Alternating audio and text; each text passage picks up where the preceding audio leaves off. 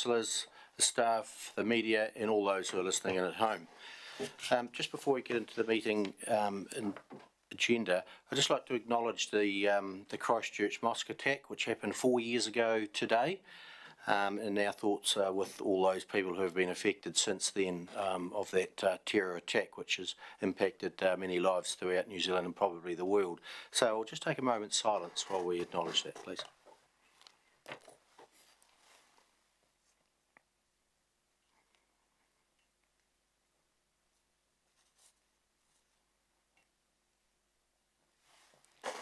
Thank you everybody for that, and we'll move on to item call for apologies, and everybody is here, so they are nil. Item number 2, extraordinary business, and I have one item which would be in a public excluded section, and it's around an EA Networks maintenance item. So can we move in a second to that we receive that item of extraordinary business? Councillor McMillan, Councillor Brahm, all in favour please say aye. Gets carried, thank you. Declarations of interest on any matters on today's agenda? Nope. We can move on to the confirmation of the minutes on page 3. Any alterations or additions on page 3? Page 4. Page 5. And that meeting was ably chaired by the Deputy Mayor in my absence, so would someone like to move that that was a true and accurate record and take those minutes as read and confirmed? Councillor Lovett, Councillor Cameron, all in favour please say aye. Carried, thank you. We'll move over to item number 5, which is the Biodiversity Advisory Group minutes, and we'll receive them. Someone like to move that we receive them? Councillor Brahm. Seconder, Councillor Wilson. All in favour please say aye. Carried. Thank you. Moving over to reports, item number 6 on page 8, and we have proposed plan change 5, approval for notification. Welcome Nicholas and Ian. The report is there in front of us, quite a detailed report. Is there anything further you'd like to add before we go to questions? Councillors, we can go to questions. Perhaps Richard. Does the change impact on any business significantly in the district?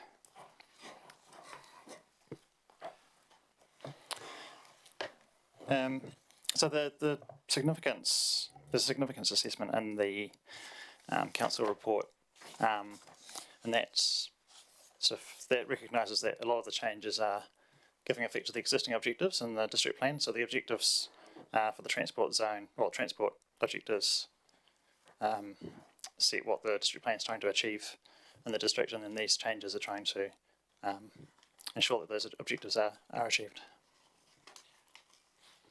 Councillor Cameron? When this, if this plan change is accepted or adopted today, when do the changes take effect? When are they introduced? Through the chair, so there's still be quite a process to go through. So there'd be a sort of a 20 working day submission process. Yes. And then there's consideration of those submissions, making any changes. Further submissions, and then it normally goes to a hearing commissioner, and then a final decision. So it could be several months. Okay. To go through that whole process. Yeah. Q3, Q4 sort of deal. Okay. What are the powers behind this? Assuming this change is adopted, what are the powers to enforce these changes? Like to make sure that people, when they build 10 residential places for older people, they have one visitor car park. What powers are around that? How does the council enforce that, or who? Yeah. Through the chair, I'll pass to Ian, Scott, or Jane. Probably either Ian or I. The district plan does come with a lot of power. So whenever somebody applies for a building consent, it automatically gets a planning check as part of the PIM process that goes with the building consent, and that will pick up any resource consents that are required, and the applicant's notified of that, and then the building consent is on hold till you've got the necessary resource consent. So highly enforceable. Thank you, Jane.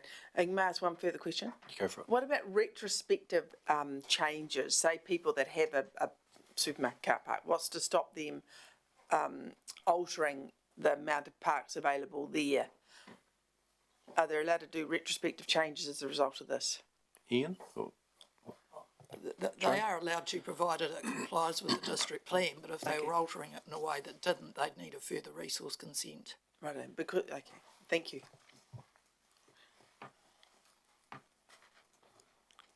Councillor Lovett. Yes, I think it all makes sense, and we'd gone through it earlier last year. But I was just interested in reading about all the car park sizing and stuff in here. And there is a lot of complaints out in town, especially in supermarkets where the car parks are so narrow and some people are struggling, especially elderly, getting out of their vehicles to get that door wide enough open. Have we got the powers to make, there was two widths here, have we got the power to sort of suggest to developers to have slightly wider car parks for the benefit of people at all? Or is it their choice? Sorry, I'll pass to Ian in the first instance. Yeah, through the chair, the standards that have been proposed. Sorry, can you hear that? The standards that have been proposed in this are minimums, and so it is for the market to decide if they want more. I guess the issue that a lot of private entities will have is that they'll want to match, they'll want to manage, making sure that they have sufficient size versus the number and the quantum of car parks that they need. And oftentimes, I think in a commercial environment, sometimes things get a little bit stretched to go for the what would you call it, the 90th percentile, the majority of vehicles, to make sure the majority of vehicles can fit. But through personal experience, I have seen myself that sometimes car parks are pretty small, and if you've got a bigger vehicle, it's a bit tough sometimes.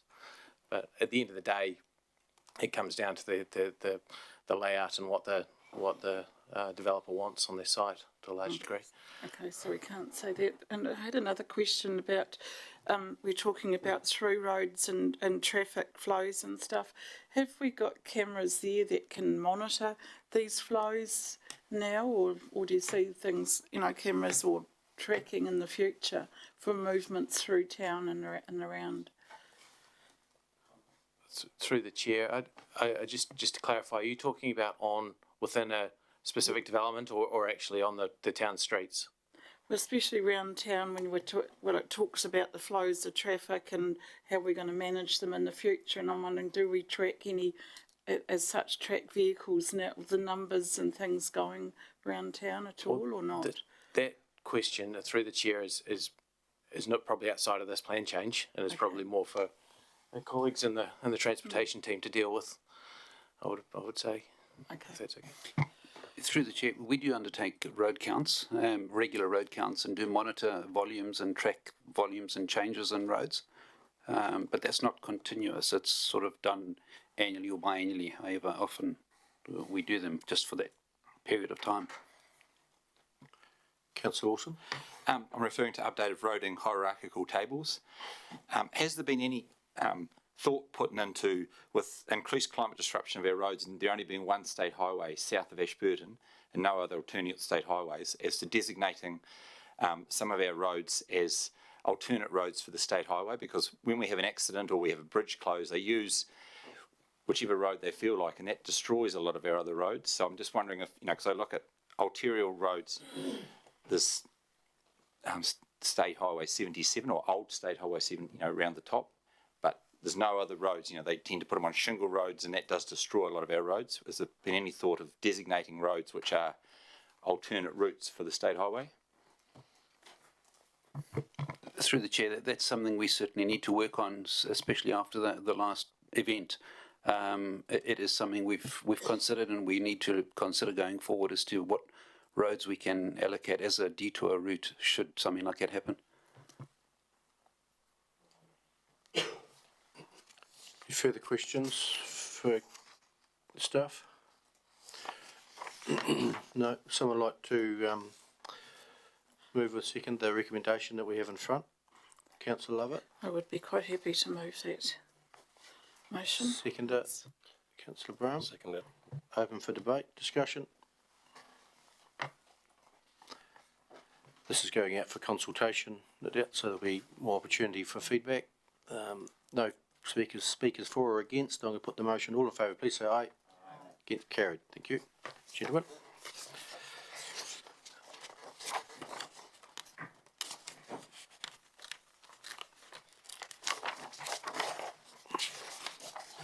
Page 16, item number 7, trade wastes bylaw review. Welcome, Tiaba and Nathan. Welcome. Do anything further to add to your report?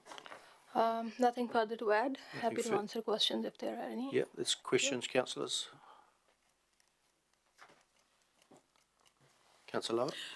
There's often a question being asked, people ask you about the surface water around the roads and streets. Where does it end up? Does all that get filtered? The bad things get filtered out before it goes through our wastewater or sewage systems. Is there filtration there, or does it just get into the swales and goes into our soils? Neil? Yeah, through the chair. Particularly, well, in the rural area, we do rely on the swales, and that's what they do. They deal with those contaminants. In the CBD, we are now looking at rain gardens to do that filtering for us. So, you know, it's different depending whether it's in town or if it's rural, but typically swales are what does deal with the filtration of stormwater from the roads. Yeah, no, it's just, because we're trying to be sustainable and environmentally friendly, it's a question that often comes up. Where does all the water from people, the properties and stuff in rain, where does it just end up into the river, or is it filtered before it gets there? Should we be more accountable?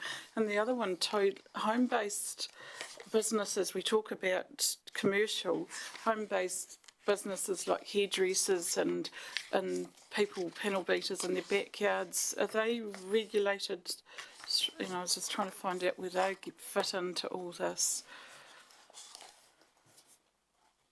Nathan? Just put your light on, Nathan. New to the system. Yes, I believe they are.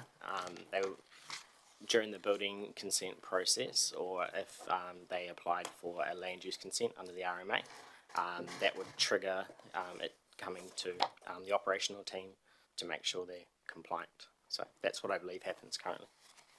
Because I know through COVID a few people kind of moved home, and I'm just wondering, do they ever get checked up on, or what's the story? Yes. We do a... Do we know they exist? Jane? Rick Catchpole's team also inspect all hairdressers annually. Just have one question, and it's under 22 flow metering, requiring flow metering. Why do you require flow metering of discharges? For instance, there are some premises that discharge a high volume of effluent, and that is something we should be charging for because it all ends up at our wastewater treatment plant. So, yeah, not all businesses require that, but some of the larger businesses will. So who determines whether they need a flow meter or not? Not every business requires them? No, not every business requires it. I believe it's looked at during the application for environmental effects. Right, thank you. Councillor Cameron. Some of the management of waste is probably could be costly for some companies.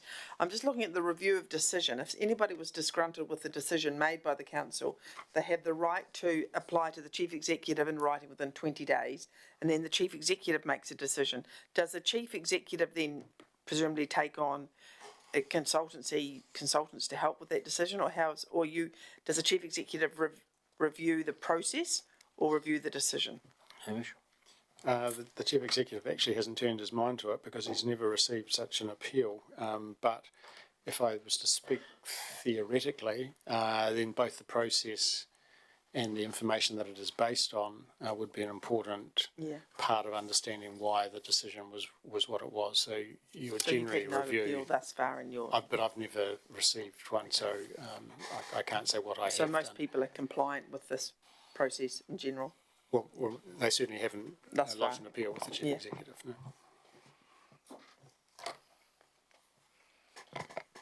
Councillor McMillan? Thank you. And that kind of leads on to my question, and that's on page 17, 5 and 6, clause 26.1. So you've changed it from must comply to comply wherever practical. So how do you monitor that? Like in the past, were there fines or anything if they didn't comply, and how is that going to be monitored going forward?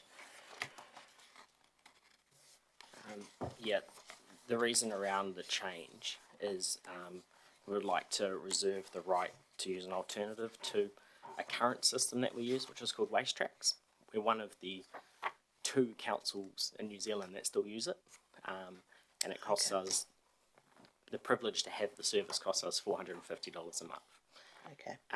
So yeah, we would like to, like other councils, look at alternatives that are more specific to our needs in Ashburton. Great. Thank you. Further questions, councillors?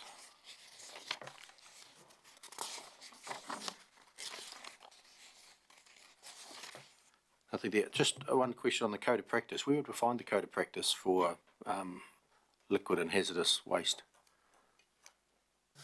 Good question. I googled it and I found it, but I don't know. Sorry, off the top of my head. I know if you go onto the trade waste bylaw on Ashburton's webpage, it has a link to it. Right. Yeah. And that's New Zealand wide code of practice, is it? Correct. It's actually currently being updated as we speak. Yeah. Right. Who does that? Who updates it? I believe there's a working group for trade waste in New Zealand. I'm part of it, and we're looking to be part of it currently. They look after these decisions. Okay. Thank you. Councillor Cameron? I have no questions. I just thought if questions are finished, I'll move the recommendation. And a seconder? Councillor McMillan? Open for debate. Councillor Ellis? Thank you. Just under debate mode. I'm not comfortable with that whenever practical, because to me that's open to interpretation. That wording. I mean, I think it just, someone says, well, that was practical for me to do that, so that's what was practical, and you, it's a open for interpretation. Perhaps give some leeway. If it's practical, it might be an advantage. Who decides? That's a good question.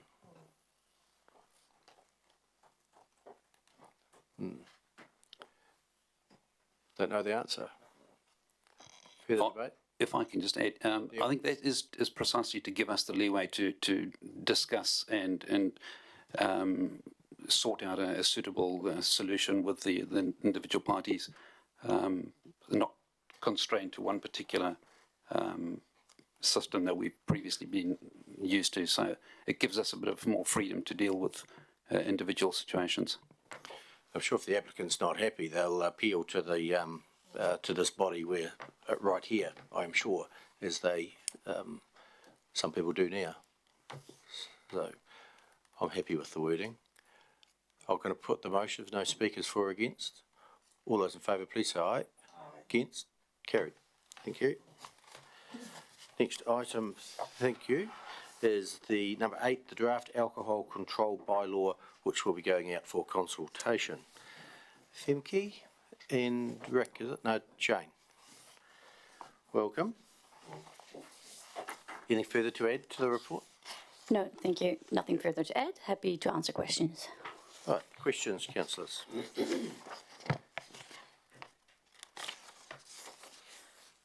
Can I ask a question? Yes, you can. Thank you.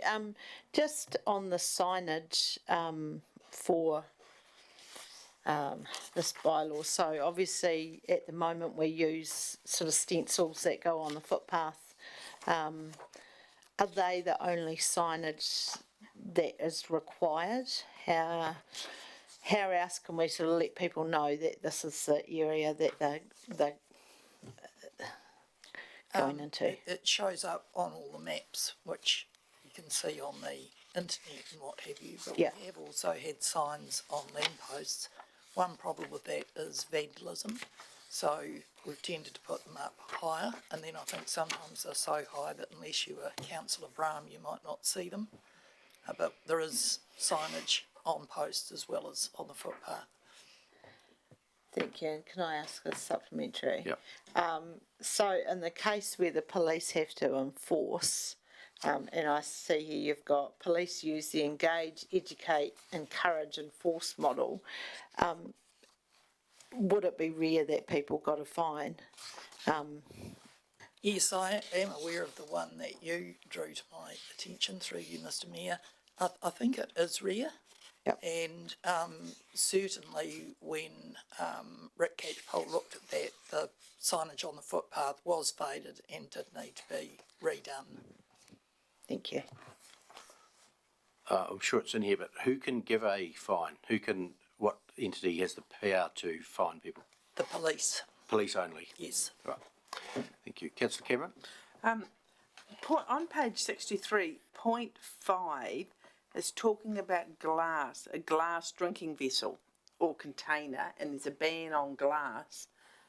Is that a ban on alcohol and glass, or is that a ban on glass in general? Glass in general, just in those three areas, the two skate parks and where's the other one? Oh, the water feature in the CBD. Perfectly reasonable, yeah. But they're also banned, alcohol's also banned as well, yeah. And it's proposed that the alcohol banned area is expanded because of the growth of the town and the Kmart area and all that. So in anticipation of problems related to alcohol-fueled sort of activities. Yes, that's my understanding of what the police would like. So who started the review of the alcohol? Is that the police? We did, but as part of that, before going out for public consultation, there was early feedback sought from a tri-agency involved in alcohol, so that's our own licensing inspector, the police and health. Okay. And that feedback came from the police. That. And one more question, please, Mr. Mayor. So at the moment we have an alcohol ban, area where alcohol is banned in the CBD, but we still have alcohol-fueled activity. We're assuming that we have less alcohol-fueled activity because we have that ban than if we didn't have that ban. Is that correct? Is that the assumption? I think that is the assumption, yeah. Yeah, it'd be nice to know that, wouldn't it? Well, it's probably quite hard to prove. You got any comment on that, Pinker? Yes, so Just what you like, yep. Yes, sir. Yes, through a chair. So there's a lot of the preventative measures that the police take. So they say anytime when they signal there's a situation with alcohol, they can ask people to pour it, and that sort of prevents any further escalation. If you pour it on the road or in the guttering or something. Yes, yeah. So that's the whole. That's part of their preventative measures. Talking to people, explaining, saying you're in an alcohol ban area, you're actually not allowed to drink here, and that helps in preventing further escalation down the. So if there was an activity in town, example, the King's birthday celebration or something on the main street, is alcohol banned for that as well? Because it's in an alcohol banned area, or? Yes, it is. Yeah. Thank you. Just to follow on from that, if you had a King's birthday celebration and you had it on the East Street, could that ban be lifted for a period of time for that event to happen? I don't know that it could it? There are special licenses. There are special licenses that you can apply for, but not sure if that's referring to if it's already within. Yes, in the bylaw point 10.1. So nothing stops. Nothing in this bylaw stops any individual or organization from applying to the council for a special license for an event to be held in an alcohol ban area. So the event can be held, but the ban will be there. But just further to that, what that would mean would be that when you applied for a special licence under the Sale and Supply of Alcohol Act, that would be subject to conditions, like the area would have to be clearly defined and you couldn't go outside that area, and then all your host responsibility rules and the hours for which would be granted. So it wouldn't be open slather. There would be conditions around Heavily it. controlled, yeah. Thank you. Councillor Wilson? I refer to 7714, consume, bring or process alcohol in a vehicle within an alcohol ban area. I find it quite contradictory. Can you explain to me who overrules? Because then it says exemptions, and I've looked at the explanatory note. If I drive from Countdown with my box of beers in the boot, under 7.14, I read that it says that I'm illegal and I've pulled up and all tipped out, but then it says an exemption to it. Which overrules? Which is the overriding rule, effectively?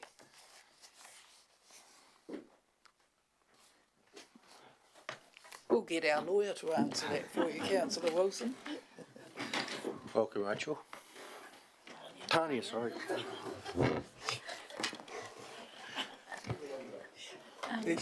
There's an explanatory note under clause 9 or clause 10, which sort of talks about section 1474 of the Local Government Act, and section 147 sets out what a bylaw can't cover, which includes it basically includes what you're talking about, getting the beer from the supermarket and putting it in your car and leaving. That wouldn't be caught by the bylaw. The intention of the bylaw 7.1 in particular is just stopping people drinking, but it is a bit confused with the word possess. But unfortunately, the way we can't bring up section 147, but it requires bylaws to control consuming, bringing and possessing alcohol in areas. So it's just the terminology has been brought through. Yeah. There probably is a potential we could. So we're constrained by the wording in the Yeah, Act. yeah. Councillor Brown? Thank you, Mr. Chair. Ladies, just a question. I'm looking at page 79 with the areas and the areas you want to put in, A, B and C.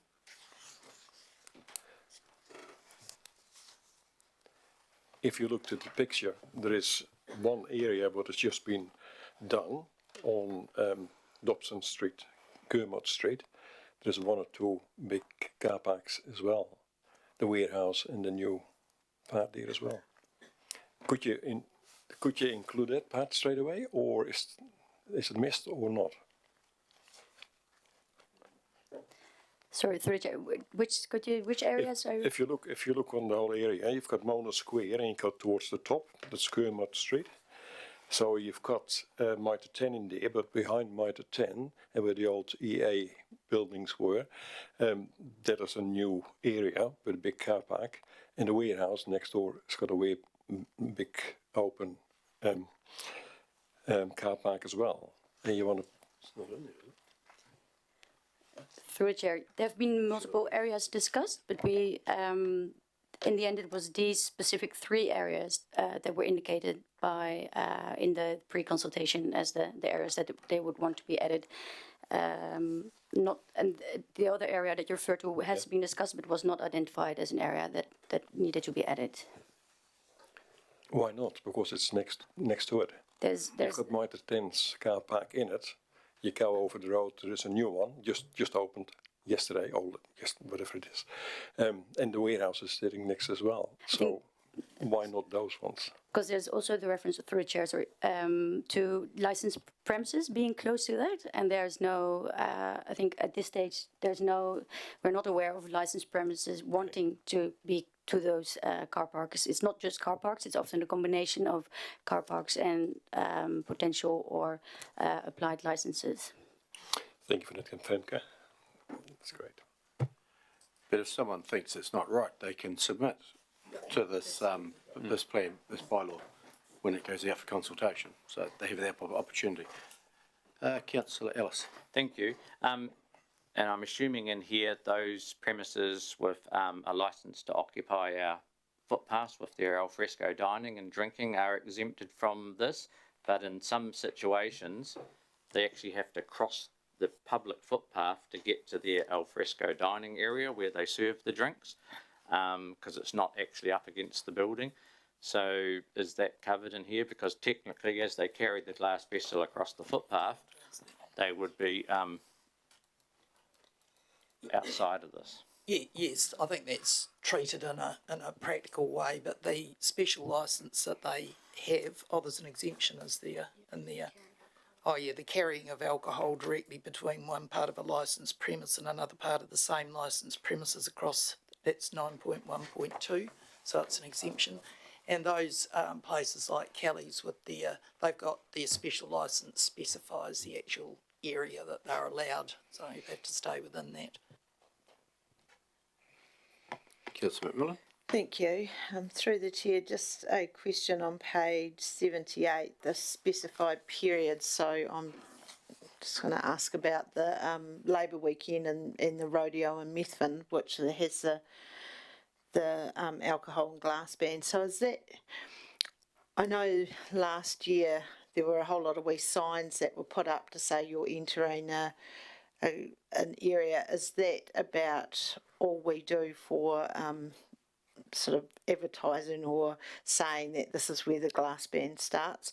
Both supermarkets I know have a big sign on their door saying glass ban this weekend, but there's I never see any maps up, and I'm wondering if that would be appropriate to have a map printed out and stuck on somewhere so that people could see and it would just become a wee bit more clearer. I can check with Rick whether we do anything other than put up that signage, but certainly we rely on the police for the enforcement of that. Yep. Do you do anything other than the signs? We talk Rick? businesses. Oh. So we can't hear. Thank you. Through the chair. On the lead up to the rodeo, we go up and talk with the businesses and provide the signage that you mentioned there for them to put in the windows. And we put up signage on the outskirts of the liquor ban area that's in play for the Labour weekend. The signage itself is temporary, purely on the basis that to have a fixed sign all around that would be a cost. They get vandalised anyway, so we do this at the very last minute to try and offset the amount of vandalism with the signs. And we do as many as we can. And as big as we can. There'll be A3, A4, depending on the locations. So we do put up quite a lot, but literally on that Friday night, we're fighting battles. Yeah, thank you. Still a question time. Councillor Hooper. Thanks, Mr. Mayor. I understand the targeting of the people preloading and gathering of youth in these sort of areas. Is there anybody or any other groups that we're targeting here? To be honest, I'm not aware of us targeting anyone in particular. I think what we're trying to target is alcohol-related harm. The police, of course, might have particular groups that they're looking at, but I don't know that for a fact. But we're not, as a council, we're not targeting groups. The focus is really on trying to minimise the alcohol-related harm. Yep, sorry, Paul Wedding on my behalf. Supplementary, please. The Briscoes area, so the B on the map, that's purely because of the bottle store there, is it? Well, I'm assuming it must be, because I'm not even aware of anybody hanging around in that car park. They could be, but I'm not aware of it. Through the chair, it's also because Briscoes is moving and not sure if there's going to be something new, what is going to be, if that's a suitable location, for potential licensed premises. Okay, thank you. Councillor Brown. Thank you, Mr. Mayor. If there's no more questions, I'm quite happy to move the recommendations. Councillors, any further questions? Councillor Brown moved, and the seconder, Councillor Lovett. Open for debate, speak to it if you wish, or the, hang on, we'll take the mover who can speak to it first if he wishes. Yeah, I'm quite happy to see it, that those areas are protected. It makes it better for the people who walk past without the drinks. So I think it's a good idea. Councillor Lovett, Councillor Wilson. Yeah, thank you, Mr. Mayor. I'm quite concerned that the definition of consume, possess, and alcohol is not very well defined, and that it's open to interpretation. Because I think of the car that drives in there with some beer in the boot, it is technically that's open to discretion as to whether that alcohol is allowed to be, or does that person have to be very aware of the Act, section 1047, I think it was, something, to define what that is. Because I understand if people are drinking in the car park, that's fine. With an open bottle in the car, that's a great idea. But that can actually be extrapolated out from this here to someone having some beers in the boot of the car that they were transporting, because then they have to try and justify that they were transporting it, they weren't sitting in the car park. So I'm just concerned that because consume is not defined, or possess is not defined in a reasonable manner, we are leaving it very, very open to interpretation. This document's going out for consultation, and someone will submit if they're not happy with that wording, and then this council will decide what the final bylaw will be. It's a bylaw, yeah. What the final bylaw will be. And during that period, we can have a further look at that as well. Councillor Lovett, now. I'm just going to say, and please Briscoe's edit, because there was glass on the footpaths down there on Monday morning, and I'm just wondering, with these vape shops coming, popping up all around Ashburton, the drinking that's going on outside these shops has been noticed too, where there should be a glass bin put in front of some of those premises as well. Hence a submission to this consultation document would assist that, and council will make the decision. Yeah. Councillor Todd.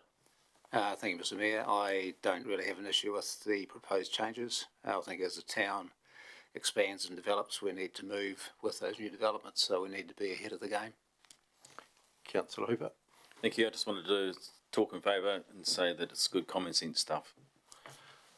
Right, so we're going to move in a second that this document goes out for the draft alcohol control bylaw goes out for consultation from the 16th of March to the 16th of April, and the council adopts the draft alcohol control bylaw consultation document. Moved Councillor Brown, second, and Councillor Lovett. All those in favour, please say aye. Against, carried. Thank you. Well done. Next item, number 9, interim speed management plan zoning update.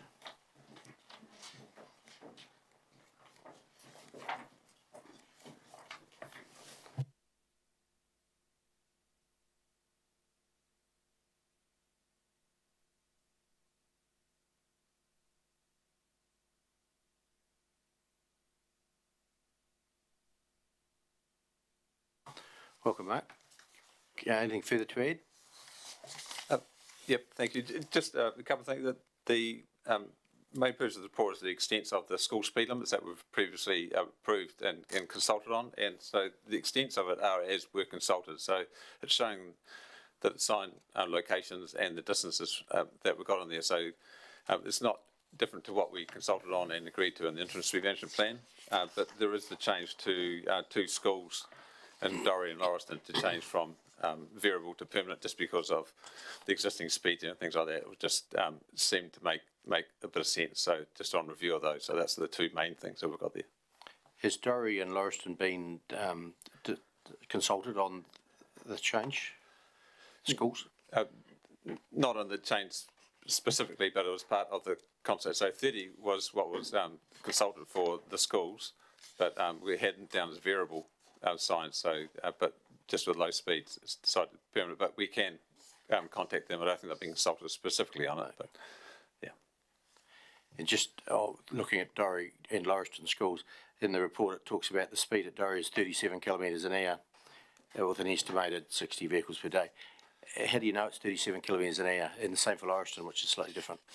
That's data from Wakatari's mega map, so that's from the GPS and TomTom data and things that's been gathered over the years. It says that's what gets those average speeds on there, so which is really useful data. It's been going for a number of years now, so it's actually quite a lot of data there that gets those averages. Yeah. Yep. Questions, councillors? I'm sure there's some there. Councillor Lovett? It's had a couple. If nationally it comes in at 60 k's for rural school, will we be putting it back up to 60 k's to be in line with everybody else? Because government had been talking about 60 k's for country schools and 30 for town. Yes, but it's not a direction to have that. Having something lower than that has been agreed to with Wakatari, so they haven't got a problem with what our speed management plan had, and that was the discussion we had here when we had the interim plan, to having a lower speed limit via rural schools and children at rural schools at any more or less of a risk than urban schools, and sort of that was the debate, and that's having the 30 permanent where they're low speeds anyway, but having the variable just at those peak times actually provides that protection. So if we go back to 100 when those 30s aren't in place, or whatever the future speed limit will be on surrounding roads. Yeah, I mean, I believe, speed limit should come down, but the for the rural schools, the main entranceway should be 30, but the other ones shouldn't. But are we going to have times put on at these signs? Are we going to have 30k like before school for half an hour and the drop off? And Mr.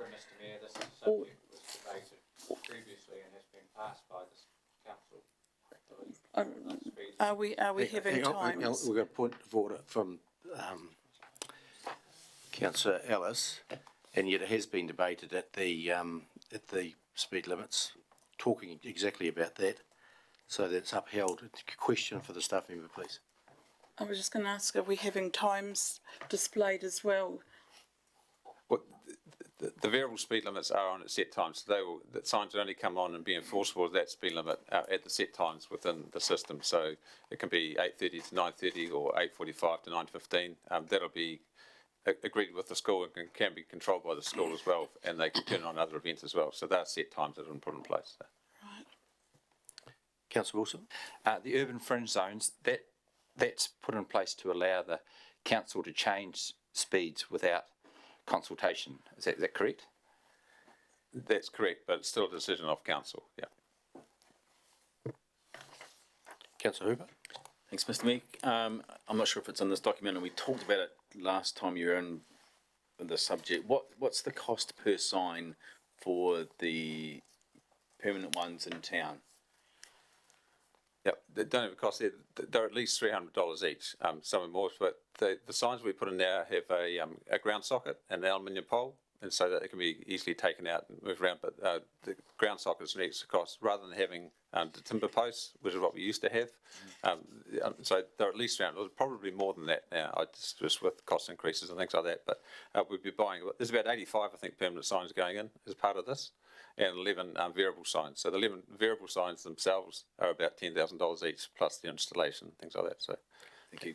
Just before I go to Councillor Todd, the question on the, you got the, from TomTom, etc., the speed outside Dorian and Lauriston.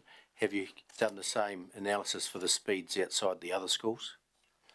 Yeah, that was raised at the consultation, part of the consultation, the discussion we had previously. So that mega maps data is across the whole country, so it's on all our roads, and that's from vehicles that are travelling on the roads all the time. Every time you've got your Bluetooth on or GPS on and things like that, it'll track that, and that information is gathered over time. As much as you may not want it to be, it is. So, and it's just for speed of vehicles. So it takes into account all vehicle movements, whether you're driving through, stopping, pulling in, pulling out, things like that. It's just the average speed over time.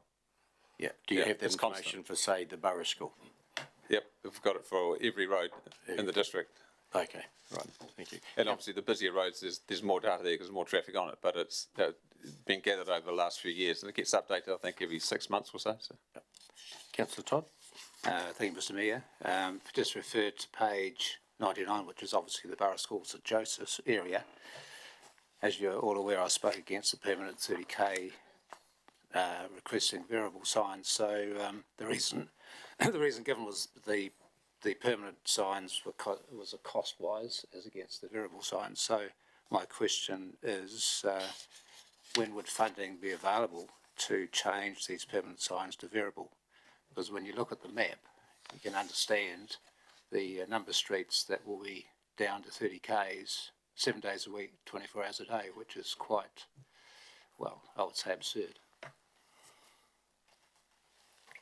Yeah, I don't think anyone would agree that it's absurd, going slow in those areas. We can, one thing I will say, the speed limits in place with the current speed limits plan and the National Speed Limit Register and the setting of speed limits rule, once the principle of having 30 outside our urban schools is in place, and when the sign, we can actually review those and make changes without consultation. So if we think it's not right, it needs to be extended further down the road, or it's not quite right once it's been in place for 6 months or 12 months, we can review those based on the experience of road users in the school and anyone else who wants to check it out. We can actually make those changes. It'll be a decision to come to council, but we can do it within the register without further consultation.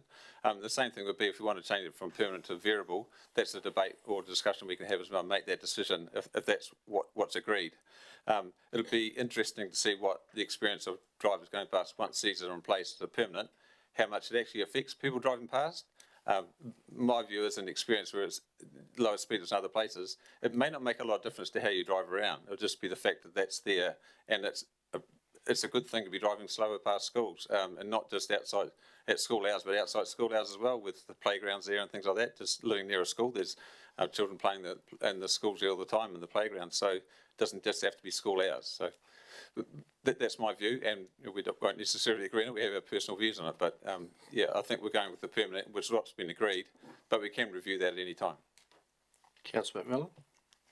I was going to move. If there's no further questions, you're not ready.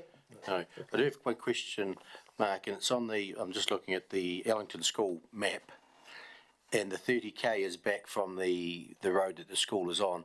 Why would you not have the 30k right at the intersection? Why is it back whatever metres that is? Yeah, the sign location, it's for the activity at the school, but the intention is to have it for children either walking, cycling, and where they're sort of coming together to actually get to the school as well. So it's not just the school frontage itself, it's actually the approach to it, and it's just making it safer for those children to, rather than going in the car, that feel safer driving, rather than driving, walking and cycling there. So that's why it's not just there. But as I say, if there's, over time, if it's felt that the location isn't quite right, we can make a change of the location of the sign and just update it rather than actually having going through consultation. We can do that within the speed limit register. Yeah, they all look as though they're back so far from so many metres back from the intersection or where it joins the other road. How many metres back is it in reality?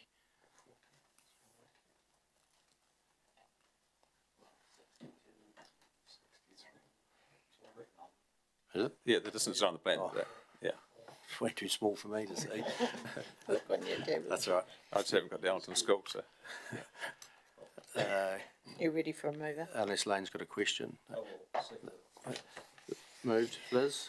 Thank you. Yes, I think this makes sense. In particular, Dorrie and Lauriston, I think having that data to show that people are driving along that 30 or less anyway makes sense, and it saves us a bit of money from having a variable sign to a permanent sign. So we've been hearing from school principals for years and years about these concerns, and I'm really pleased that we're getting some traction. So happy to move.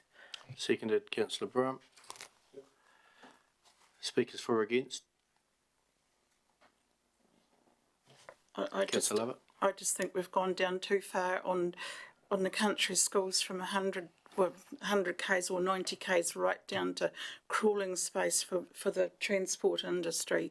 These milk tankers and the big trucks that use these arterial routes where there's no main entrance to the school on, trying to get them to slow down. I just think we've gone too far. We should have gone from 100 to 60 and seeing how that worked, and then if it didn't work, go down to 30. So I'm not supporting it. Councillor Hooper. Thanks, Mr. Mayor. I'd like to talk in favour. Generally, I think it's a great idea if our safety around school is heightened. I do have concerns, for example, the Borough School and St Joseph's School, that whether or not Burnett Street and Sealy Street need to be permanent 30, and I understand the reasoning before that. We're saying when they come together and that, but I'm sure kids will be coming together outside those areas if they've got a bike from further. So we're saying we're protecting you in this area, but we're not so worried about you outside. I know it's a funny one, so I'm pleased to hear that there is possibly some leeway and changes can be made, but all in all, in favour. Further speakers for or against? No right to reply? Put the motion. All in favour, please say aye. Against? Want that noted?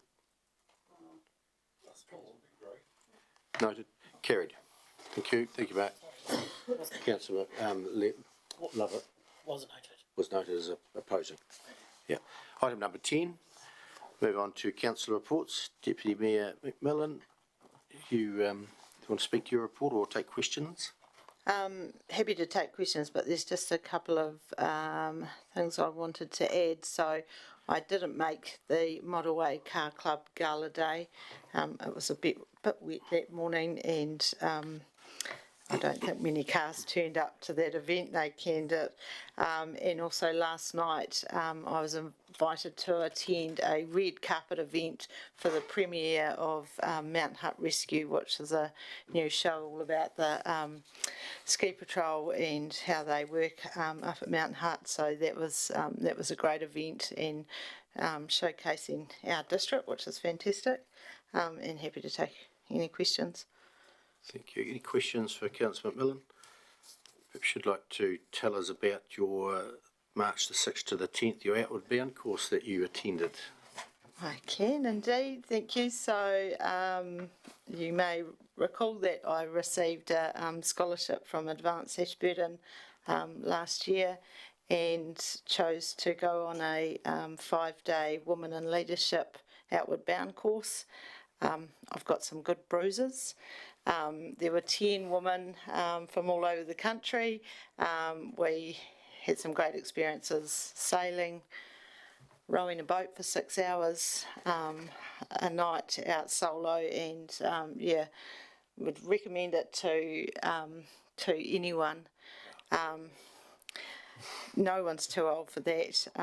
The 7 o'clock swims were fantastic. And I think it's probably a good time. I know that in the past, through Mayor's Task Force for Jobs, we have sponsored a young person to do the Outward Bound course, and it would be good to see if we could do that again at some stage this year, because they're very, very beneficial. Good. Thank you for that. Further questions of Councillor McMillan? Lane. I just want to say well done. It's not an easy thing to do, and you did it. Well done. Sure. Item 10.2, thank you, Liz. Councillor Tony Todd, you've report. Anything further to add or questions? Nothing further to add, Mr. Mayor, except that I found it an enjoyable experience, but just the devastation and the flooding that was really brought home to all of us, really.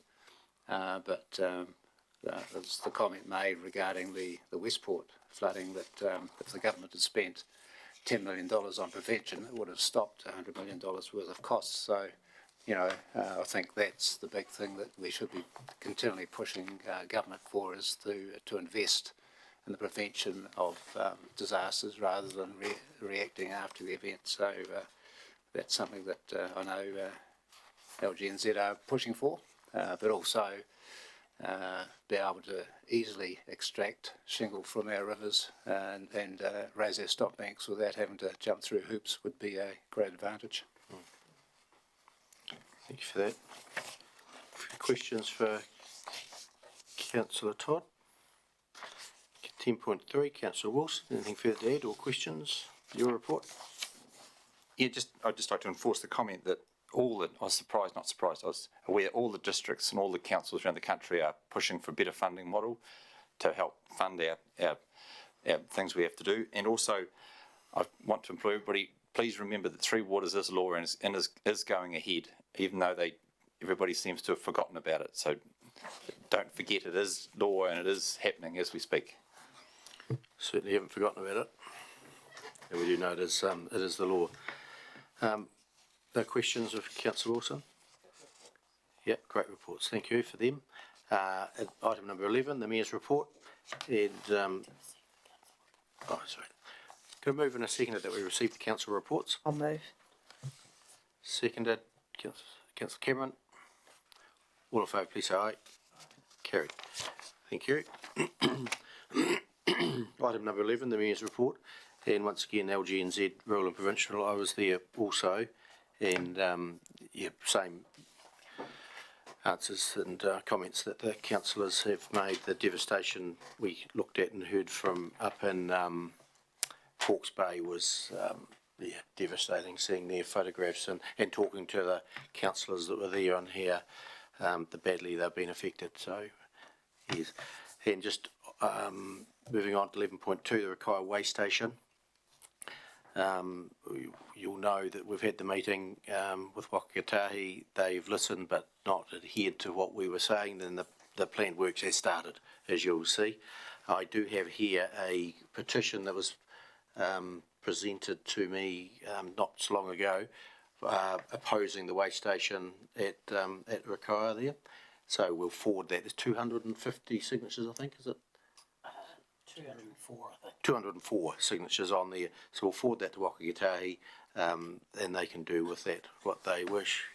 But we tried, and if their worst fears are proved correct, we'll take further steps once it is up and operational.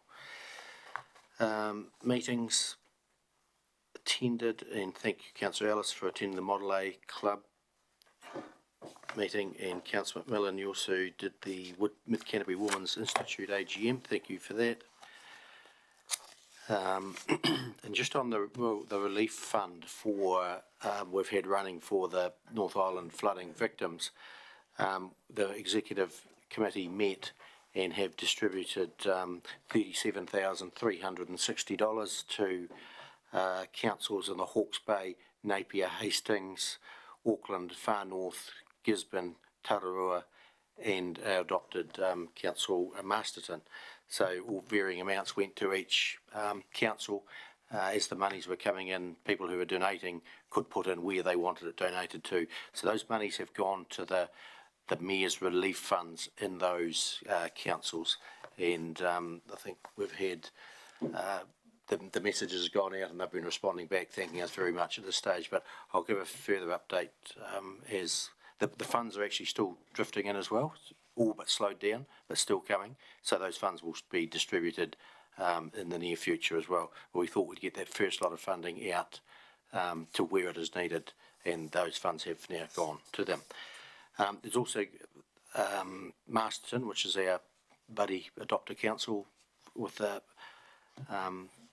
disaster up there, are going to do some communications around receiving the monies, and we will also do communications here, so letting the public of Ashburton know where their monies have and what difference their monies have made to those people, where it's gone. So any questions of the Mayor on the report? Councillor Cameron.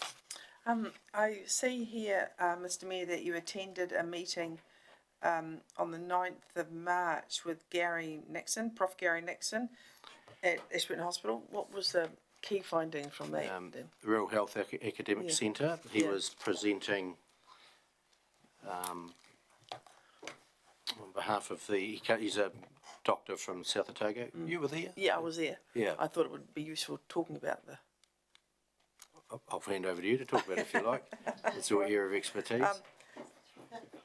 Gary is a Dr. Gary. What's his last name? Nixon. Dr. Gary Nixon is a very well known and very well respected rural health exponent, and showed some evidence looking at rural health and mortality, whether you're rural or urban. The first thing that was highlighted was the quality of our local hospital. But the other things that were highlighted is that we're often criticised in urban areas, rural areas, that people attend the hospital more frequently than they may do in and urban areas, and that's actually not the case. But also our mortality, I think people would, our morbidity was greater in rural areas as opposed to urban areas. So quality of access to healthcare is not the case at the moment between rural and urban.